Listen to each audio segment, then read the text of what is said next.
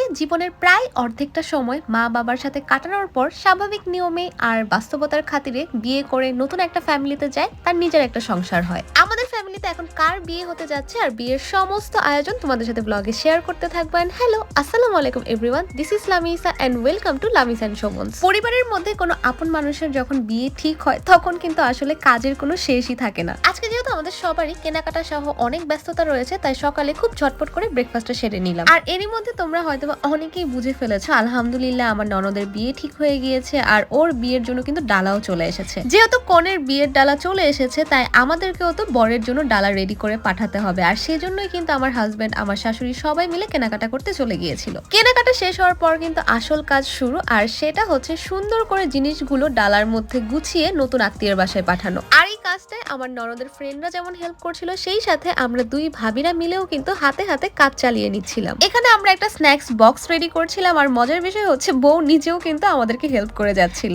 এখন তোমরা অনেকেই প্রশ্ন করতে পারো, আপু হুট করে এত কিছু কখন হয়ে গেল? আসলে এখন কিন্তু শুধুমাত্র কাবিন হয়ে থাকবে, আর আমরা কাবিনের জন্যই এই ডালাগুলা পাঠাচ্ছি। ইনশাল্লাহ সামনে অবশ্যই সব আত্মীয় স্বজনদেরকে নিয়ে বড় করে অনুষ্ঠান করা হবে, সে সবকিছু কিন্তু তোমরা আস্তে আস্তে ব্লগে দেখতে পাবে। এরই মধ্যে আমি আমার বাসায় মানে আমার আম্মুকে কল করেছিলাম, আর আম্মু আমাকে ভিডিও কলে দেখাচ্ছিল রোজার মাসের প্রস্তুতি। সে এখানে ধনিয়া জিরা সবকিছু রোদে দিয়েছিল। রোদে আরো দেওয়া হয়েছিল চাল আর কয়েক রকমের ডাল, কারণ আম্মু নাকি এবার নিজেই ঘরে বেসন রেডি করবে, কারণ রোজার মাসে বেসন তো অবশ্যই লাগে। আর বাজারে বা প্যাকেটজাত বেসনে কিন্তু অনেক কিছু মেশানো থাকে, তাই ঘরে যে কোনো জিনিস বানানোই কিন্তু অনেক বেশি নিরাপদ। এদিকে আমাদের হেল্পিং হ্যান্ড খালাও বেশি করে আদা রসুন কুচি করে দিচ্ছিল, যেগুলো কিনা ব্লেন্ড করে পরে ফ্রিজে রেখে দেওয়া হবে। আর আমার একমাত্র ননদের কাবিন বা আক্ত বলে কথা, আমাদের ফ্যামিলি মেম্বারদেরও তো টুকটাক কিছু কেনাকাটা আছে, তাই না বলো?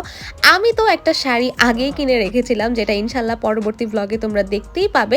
তো এবার চলে যাচ্ছি আমার হাজবেন্ডের জন্য কিছু কেনাকাটা করতে। কেনাকাটা করতে করতে তোমাদের সাথে শেয়ার করে নেই আমার শাশুড়ি মায়ের নিজের হাতের বানানো এই হার্বাল তেলটার কথা।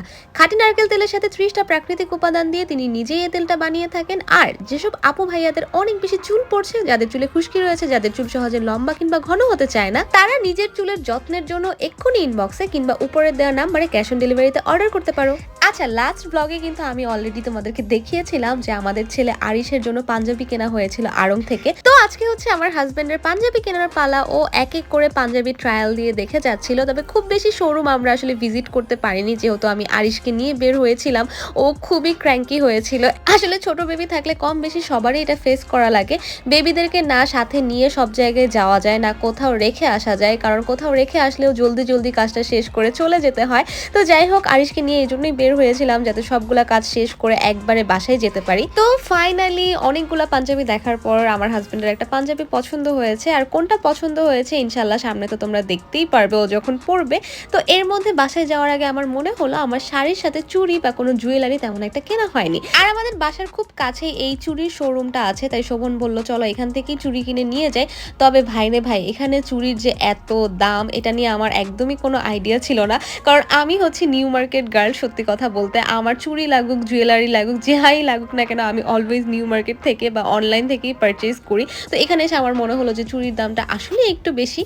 তো আমি আমার শাড়ির কালারের সাথে মিলিয়ে চুড়ির এই সেটটা কিনি, আর এই চুড়ির সেটটা কেমন হয়েছে তা কিন্তু অবশ্যই তোমরা কমেন্ট করে জানাবে। এদিকে বাসায় এসে শোভনও খুব বিজি হয়ে গিয়েছিল, যেহেতু ওর কন্টেন্ট ক্রিয়েশন কোর্সের নতুন ব্যাচ শুরু হতে যাচ্ছে। আর তোমরাও যারা আমাদের মতো ঘরে বসে কন্টেন্ট ক্রিয়েশনের মাধ্যমে ফেসবুক বা ইউটিউব থেকে টাকা ইনকাম করতে চাও, তারা কিন্তু চাইলে শোভনের অনলাইন কোর্সটাতে জয়েন করতে পারো। এতে করে তোমরা কিন্তু শোভনের থেকে লাইফ টাইম সাপোর্ট বা হেল্প পাবে। আর বিস্তারিত জানতে হলে অবশ্যই পেজে ইনবক্স করতে হবে। আচ্ছা, কেনাকাটা মোটামুটি শেষ হলো। তারপর দিন কিন্তু ছিল আমার ননদের জন্য খুবই খুশির একটা দিন। আমরা দুই ভাবিরা মিলে আর আমার ননদের কয়েকজন ফ্রেন্ড মিলে ঘরোয়া ভাবে কিভাবে আমরা হলুদের আয়োজন করেছিলাম, সেটা কিন্তু পরবর্তী ব্লগে আমি একদম ডিটেলসে তোমাদেরকে দেখাবো। আর সেই উদ্দেশ্যে আমি কিন্তু এখানে একটা পুডিং রেডি করে ফেলছিলাম। সো আজকের মতো ব্লগটা এ পর্যন্তই। বিয়ের ব্লগ কিন্তু অবশ্যই সামনে আসছে। সবাই আমার ননদের জন্য অবশ্যই দোয়া করো। Thanks for watching. Tata, bye bye, আল্লাহ হাফেজ।